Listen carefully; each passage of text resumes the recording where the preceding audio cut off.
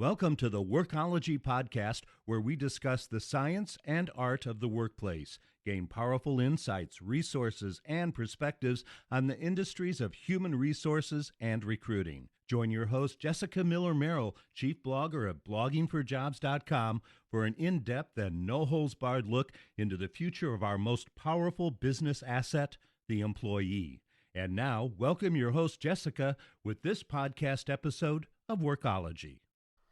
If there's one thing I know about human resources, it is that it is always changing, and every day. We are working in an industry that is a moving target. With business combined with people, it's a guarantee for us that no 2 days are ever the same.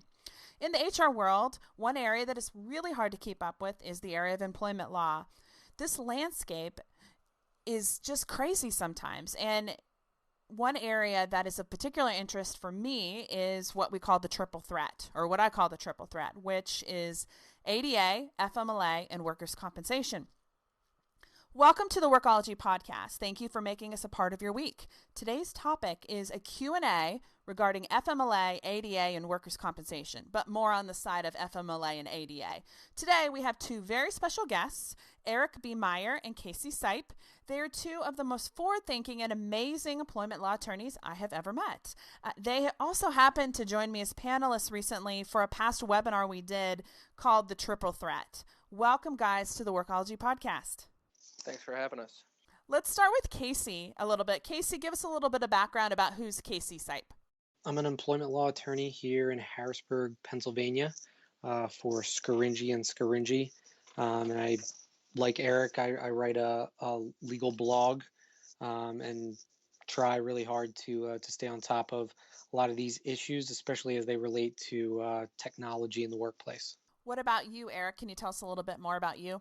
Sure. I'm just down the road from Casey in Philadelphia. I'm at the Dilworth-Paxson law firm, where I am in the labor and employment group. I also chair our firm's social media practice group. And as Casey alluded to, I do have a blog as well. It's called the Employer Handbook. And if folks want to check it out and connect with me, see the blog, connect with me on Twitter, Facebook, LinkedIn, whatever, just find it at my blog, theemployerhandbook.com. We will post all the links to their blogs, to their social media, and their LinkedIn on the transcript of this podcast. So you can just go to bloggingforjobs.com. And if you just want to go ahead and put in the right-hand sidebar, search Triple Threat Podcast, you'll be able to be connected to the transcript from this. As I mentioned, we hosted a webinar sponsored by Optus Software a couple weeks ago, and it was extremely popular. We actually had over 70 questions come in the course of just about 55 minutes of the webinar. And due to all the conversation and all the questions and the number of emails that Eric, Casey, and I all received, we decided to continue the conversation. So we picked some questions from the webinar that we didn't get to kind of cover today. So I'm going to start with question number one, and I'll start with Eric here. Employees tend to make comments about medical conditions that may fall under or may have you go through the ADA interactive process. We look at this as an opening for the employer to begin this process. Are we correct in doing that? Yes, generally yes. And here's why I put the caveat on that. The Americans with Disabilities Act, as the name indicates, covers employees who either have a disability, are perceived as disabled, or have a record of a disability. The Americans with Disabilities Act also contemplates that employers would have to provide reasonable accommodation to an employee where a reasonable accommodation would allow that individual to perform the essential functions of their job with or without the disability. Generally, when a reasonable accommodation is provided, the onus is on the employee to, one, put the employer on notice that he or she has a disability, and then two, request that accommodation. So to this question, where an employee is talking about their disability, generally they would have to take the next step and say, okay, let's talk about what you can do for me. I'm not able to perform the essential functions of my job. Can we talk about, and again, they don't have to use these exact terms, but the idea is they have to request that the employer accommodate them reasonably. In this situation, I don't know that we've necessarily gotten to that final step of a an affirmative request for an accommodation. But there's nothing wrong as an employer with, once we're talking about a disability, once the employee brings that up, asking, is there anything we can do to help you perform the essential functions of your job? Are you having trouble performing your job? Is there something that we can do for you? And that can be the springboard into the interactive dialogue, which is a good faith process where both sides talk about what can and cannot be done to help the employee. And then ultimately, if there is a menu of reasonable accommodations, then the employer picks one. If there's a single reasonable accommodation, then that's the one that's provided. And if there is no reasonable accommodation, then so be it. Then there is no reasonable accommodation. Casey, let me ask you this. Sometimes, and I've had this happen in my HR career, it's kind of a casual conversation where maybe somebody's walking by an office or talking to their manager, and they'll just make note maybe that they have a particular medical condition. Are employers or businesses obligated to take that and consider that as a form of notice so they can start the interactive conversation between employer and employee? I don't think that you're required at that point to start the interactive process, especially if it's something where you just happen to overhear it or it's more or less in casual conversation. But as Eric said, there's no reason why you can't start it at that point if you want to. And I think he also made the point during the podcast, we don't have to be ghouls. We don't have to adhere so closely to the law that we're, potentially putting our employees into a bad situation. So, I mean, if you do overhear that somebody has a disability, then, you can take that as an opportunity to begin the interactive process. Carefully, of course, because you can't just walk up to somebody and say, do you have a disability? Certainly. But, you can take that as an opening, but I don't know that there's any sort of affirmative requirement for you to do that. And Jessica, I think it's important too, as we're talking about accommodations, and in our webinar, we talked about the overlap between the ADA and the FMLA. If an employee comes forward to an employer and uses the letters FMLA or talks about an ailment, an illness that might qualify as a disability but might also qualify as a serious health condition, under the FMLA, the employer is on notice at that point that the employee, if eligible, so he or she has met the service requirements, you have 50 or more employees, so on and so forth, at that point, the employer then must offer FMLA to the employee. So while there may be an extra small step that the employee has to take under the ADA to perfect his or her right to get an accommodation, it's not that way under the FMLA. Let's switch over to the next question and talk a little bit about intermittent leaves. This is one of the questions we had from the webinar. If an employee just comes to HR because they are about to be disciplined for absenteeism, maybe they have too many absenteeisms based on the policy, and they are requesting to have absences from 8 months ago protected under the FMLA, do they designate that as FMLA that far back, or do we just go forward from the time that the employee requested the intermittent FMLA leave? With the FMLA, generally the employee is required to give the employer notice of the upcoming need for FMLA unless it results as from some sort of emergency. And in that type of situation, then the employee has to let the employer know of the need for FMLA as soon as is practical. So if you know that you're going to have surgery coming up, or if the employee knows that due to some condition they have, they're going to need every Tuesday and Thursday afternoon off, they have to provide that notice beforehand. Whereas if you're in a car accident and you obviously can't predict that sort of thing, then as soon as you actually have an opportunity to, the employee needs to contact their employer and let them know that they're going to need leave for that period of time, whatever it is, to recover from their injuries. I think the fear for a lot of maybe managers and maybe folks that haven't spent a lot of time in human resources or are unfamiliar with FMLA and ADA is that employees are going to be able to use this ability to have intermittent leave to keep them from losing your job. So I think it's important for us to just make the distinction, as you're saying, that they really need to be able to let you know that intermittent leave is occurring, and they can't backdate it 8 months past to keep themselves from losing a job, maybe because they were late to work all the time. And that would hold true under the Americans with Disabilities Act as well.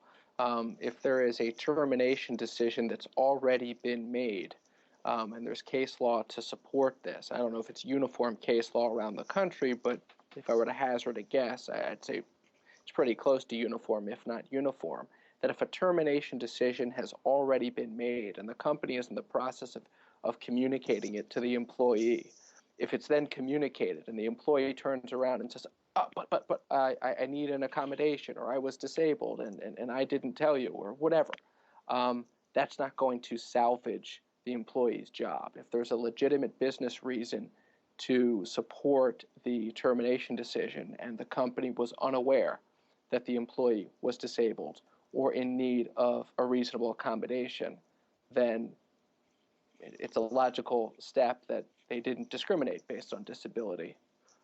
So if you need a request for an accommodation as an employee, don't sit on it, don't wait, ask. So continuing along the lines of disciplinary action, what about people who raise the need for accommodation in the midst of disciplinary action, maybe mental health? Yeah, I mean, that can be a stickier question because these things don't necessarily come out of the blue. And there could be an argument made that the employer was somehow on notice of the employee's, let's assume, legitimate mental health disability, maybe not directly through the employee themselves, but through coworkers. That's where it gets a little bit murkier. But assuming that the employer didn't know that the employee was disabled, be it a physical disability, a mental health issue, or anything in between, then there can't be any disability discrimination if they don't know. I want to take a little bit of a reset and thank today's sponsor, Optus Software. This episode of the Workology podcast is sponsored by Optus. Optus provides flexible data solutions and cloud-based software to manage leave events, navigate regulatory compliance, integrate workforce data from any source, and obtain highly relevant business intelligence. Learn more about Optus at www.optus.com. So this question comes in from the webinar again regarding school systems and FMLA. Question is, can school systems allow employees to be eligible for FMLA if they have not worked the required hours, if we choose to allow it? In other words, can we allow part-time employees to take FMLA as long as they've worked for us for 12 months but have not worked the 1,250 hours? The answer is yes. Any employer can do that, frankly. I believe we talked about this a little bit at the webinar with this Kalamazoo case out of Michigan, where an employer unwittingly, or so it seems, in their handbook had omitted the 1,250-hour minimum threshold requirement, having worked 1,250 hours in the year prior to taking FMLA, had omitted that from their handbook. And an employee took FMLA or wanted to take FMLA, and the employer didn't allow him to do it. And the argument that the employee made was, well, the FMLA statute sets a floor, so to speak, for the requirements. And if you want to make it easier for employees to take the FMLA as an employer, you can do that. So whether it's a school system, any other public employer, Kalamazoo was a public employer, or a private employer, if you want to change the requirements to make it easier, you can never make it harder, but make it easier for employees to take FMLA, such as omitting the 1,250-hour requirement, you can do that. We want to also make sure that they're placing that information about the requirement, the 1,250-hour requirement for FMLA, in employee handbooks. We should be placing that in all our handbooks so that employees have an understanding of what is required and what isn't required as part of the process. Correct? Oh, absolutely. Anyone who has 50 or more employees working within 75 miles of one another so you're an eligible employer or qualifying employer, it's very important that you have an FMLA policy for many reasons. One, to make sure that employees know, reaffirm that employees have their FMLA rights, and so that employees understand what those rights are. Like Jessica, what you mentioned, the basic rights under the FMLA. From the employer's standpoint, you want to be able to set the 12-month period. Are you going to use a rolling cycle? Are you going to use the calendar method? Or are you going to use one of the other two methods? Are you going to require that your employees take paid leave concurrently with their FMLA until they exhaust their bank of paid time off? These are the things that, as an employer, you have the power to do and should do. It's up to the employer whether they want to require paid run concurrently, but the entity that runs the workplace, define the rules and do that in your handbook.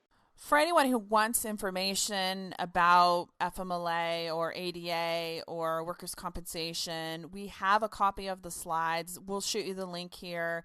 They'll be on the transcript of this podcast. I'll have other really great information coming from Casey and Eric's blog. We're linking to those in the resources section. Just scroll down there to the bottom of the transcript and you'll be connected to all this great information. I would also like to say that this podcast is just here sharing questions from the course of the webinar that we've had.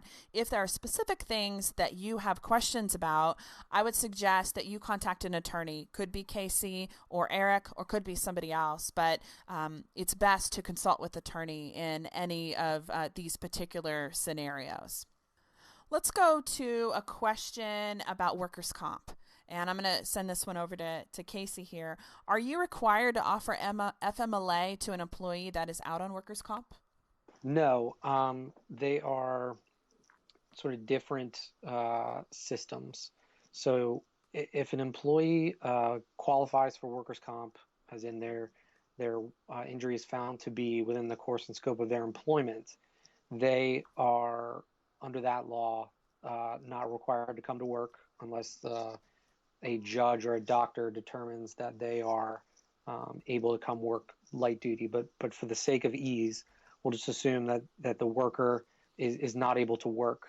They are receiving workers' comp benefits, and at least in Pennsylvania, the workers' comp law forbids an employer from terminating somebody because they're on workers' comp benefits. So FMLA would be a different situation where maybe they were injured outside of work or something like that. And, that's your more traditional FMLA situation.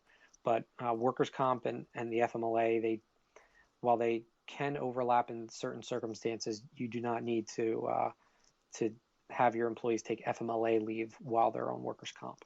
Another question that we had come in on the webinar that we also wanted to ask you guys is regarding, again, intermittent FMLA and ADA. The question is, how do intermittent FMLA and ADA interact? An employee who is always on a reduced schedule, maybe with FMLA, is the employer obligated to keep employee in the same position as a supervisor? They're saying that it's very difficult when to supervise this person when they're on this, maybe odd schedule. I'll send this one over to Eric. Well, let's look at the ADA situation on its own. If an employee is on intermittent FMLA, in order to qualify, that means they have a serious health condition that only requires smaller blocks of time off from work. Under the ADA, to qualify, that serious health condition must also be a disability. And more often than not, the two tend to overlap. So let's think about ways in which an employer can accommodate an employee. Time off, well, that's not necessarily the case, although when they're taking time off intermittently, that could work for purposes of the ADA. But when they're working, what are some of the ways we can accommodate a person? Light duty, we can take away non-essential job functions, we can transfer them to a different position for which they're qualified, So if we have a situation where an employee is struggling to perform the essential functions of the job on intermittent FMLA, talk with them and find out what, if anything, can be done under the ADA to allow them to perform the essential functions of their job. If there's nothing, that would allow them to maintain that job, then consider a transfer into another position or other light duty. That could be a possible solution, not only under the ADA, but that could also work under the FMLA, especially for intermittent leave or reduced leave schedule. That's another option as well. I really want to thank Eric and Casey for joining us today and tackling some of the long laundry lists of questions that we had from the Triple Threat webinar, where we tackled FMLA, ADA, and workers' compensation. You can connect with Eric on Twitter at ERIC_B_Meyer, that's MEYER, or Casey Sipe. His Twitter is CLS Employer Law. So you can connect with these guys there. We'll also have their LinkedIn profiles. You can simply do a Google search and be connected with them as well. I want to thank also our podcast sponsor, which would be Optus Software, for joining us for the webinar as well as the podcast to continue the conversation. Thank you for joining the Workology podcast, hosted by me, Jessica Miller-Merrill, where we discuss the science and the art of the workplace, HR, and recruitment. Thank you again to Casey and Eric. We'll see you next time. Learn more about Optus Software at www.optus.com. Production services for the Workology podcast with Jessica Miller-Merrill provided by Total Picture Media.